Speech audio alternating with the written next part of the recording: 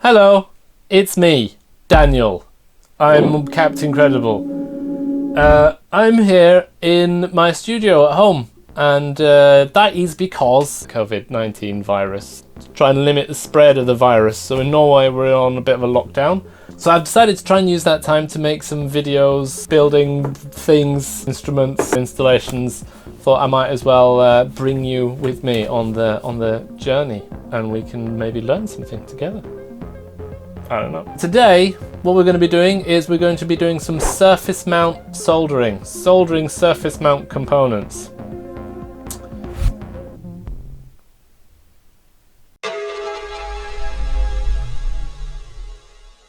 This is an old-fashioned through-hole circuit board. It's called through-hole because there's lots of holes where the components get mounted.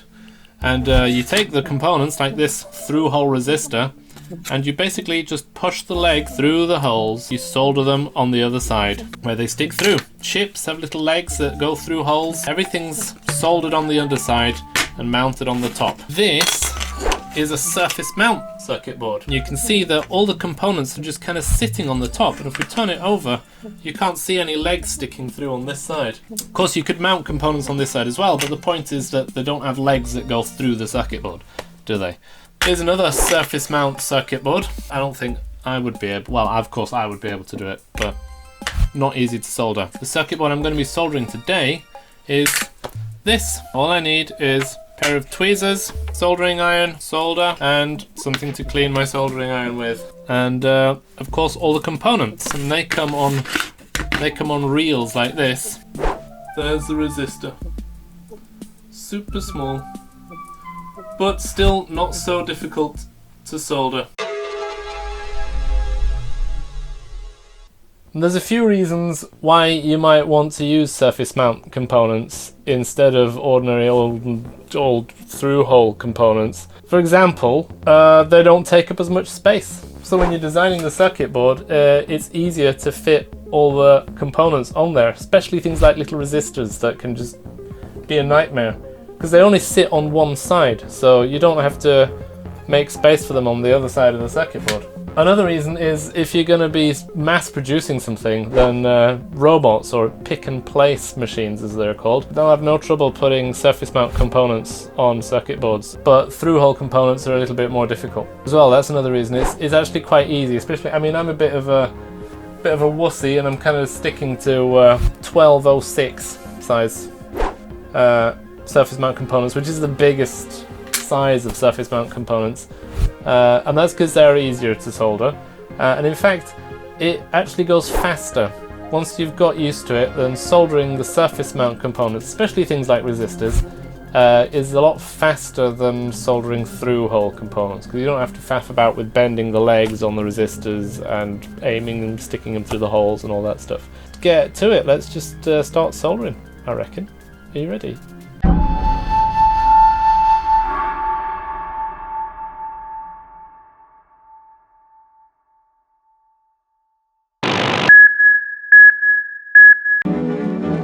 I'm going to start with my 1K resistors, which we can see there are quite a few of all over the place. I'm going to put a little blob of solder on one side of each of these pads. My soldering iron is warm enough now. Just put a little dab there, and a little dab there, and there, there, there, there.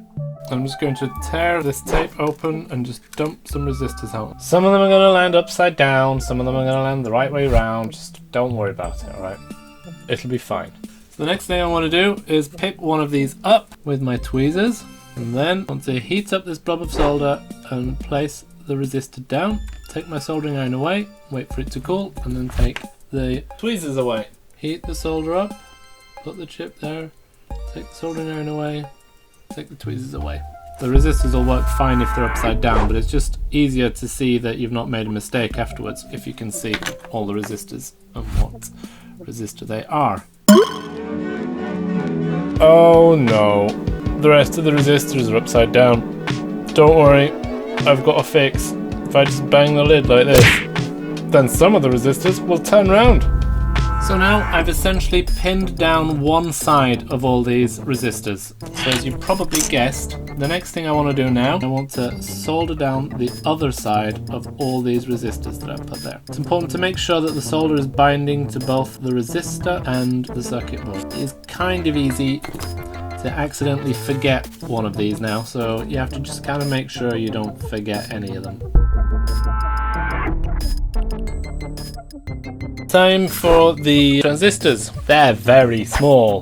Don't worry, I'm going to do the same as last time and put a little bit of solder on one of these pads for each transistor. Is that it? Is there only 4? Yep, there's only 4.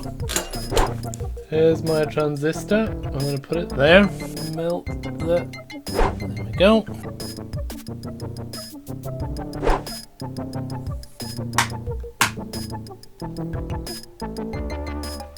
Here is a diode.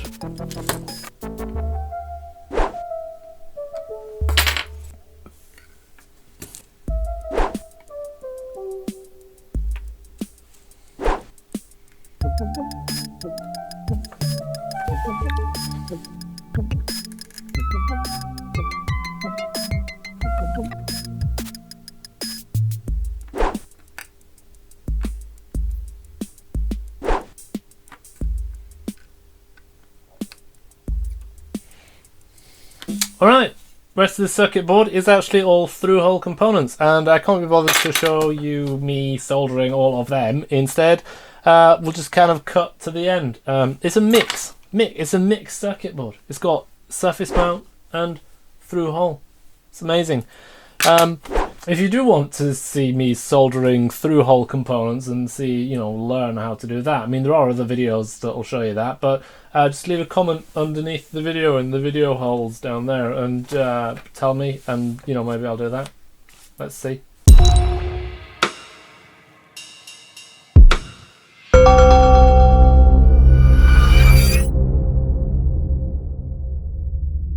Hello. It's finished. Look, here it is. So next, I guess, comes just seeing if this prototype works. Hopefully it does. If not, I'm gonna have to order another prototype. It's gonna take bloody ages. So try and make it work. See if I can make some code that works cool for it and everything. And that's how you solder surface mount components with soldering iron in your hands. And also that's why you might want to try and do that. There's reasons for it, as I've explained earlier. If you like stuff like this and you want more interesting things, more tutorials, more info on how to do different crap, then support me on Patreon, because then I get money to do it, and then it means that I don't have to explain it. Link in the description downstairs. Check it out. Alright, bye!